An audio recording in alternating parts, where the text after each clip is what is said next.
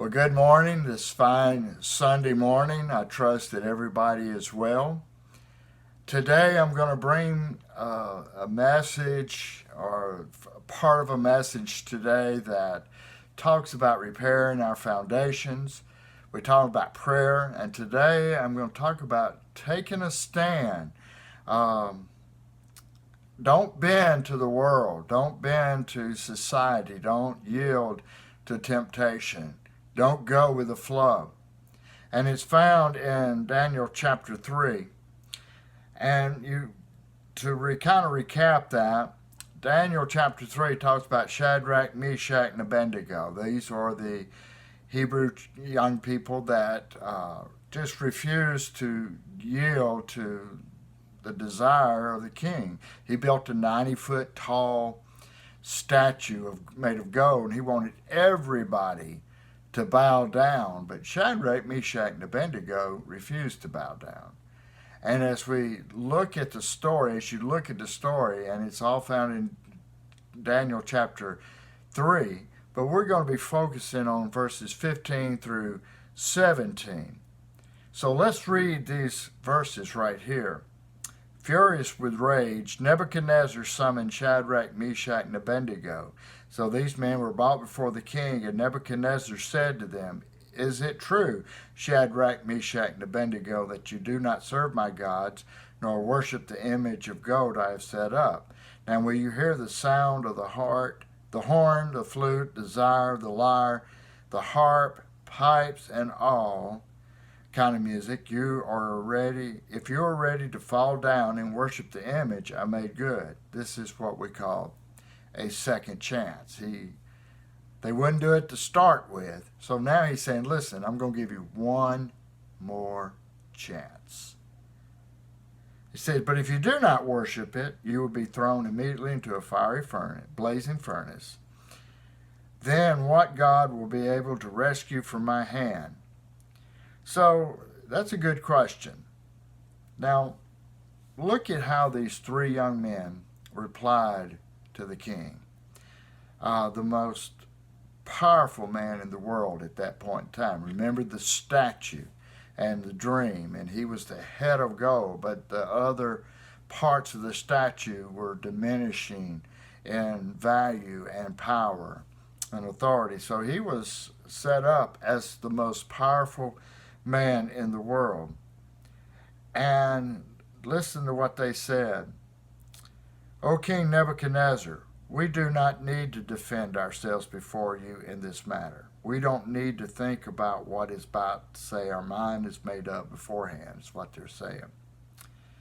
"If we are thrown in the blazing furnace, then God we serve is able to save us from it, and we will rescue us from your hand, O king. But even if he does not, we want you to know, king, that we will not serve your gods or worship the image of gold you have set up."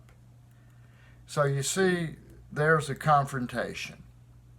And I want us to look at the second chance. In this world today, there's a lot of anger. There's a lot of things that are going on in our nation, our life, and we're the most powerful nation in the world. People depend on us. But the problem is, the army that protects us is not failing. We're not going to be defeated from another nation or something because we're strong. However, if we're strong outwardly, how strong are we morally? I heard a message today about our moral compass has been broken. How strong are we morally? You see, we have lost our sense. Now, when I grew up, and I was born in 1952, we grew up in the church age where it was expected. We went to church. There was no activities that interfered with Wednesday night or Sunday. Families, Sunday was just set aside. That's where you went. Churches flourished. Then something happened in the 60s. They took prayer out of the school. And see, this is how it works. they didn't come a proclamation of we're going to turn down all religion from our nation. He did it a little bit at a time. And as the generation came out, we started accepting these things. I can remember when I was a student minister, a particular school would not allow a Bible class.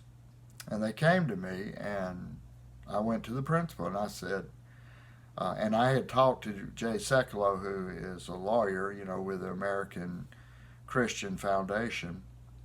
And I asked him, I said, how come you won't let them have a Bible class? He says, well, we just don't want to deal with that. I says, well, if you don't let them have a Bible class, and I've already talked to a lawyer, by law, if you deny a Bible class, you have to deny every organization.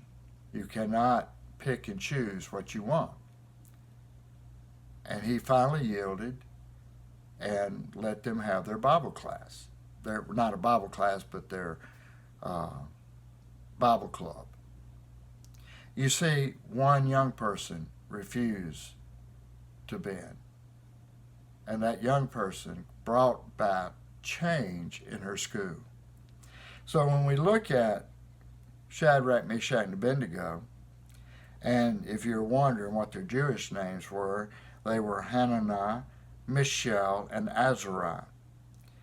But they're telling the king, they're saying, listen, you can change our names from a spiritual name until your name.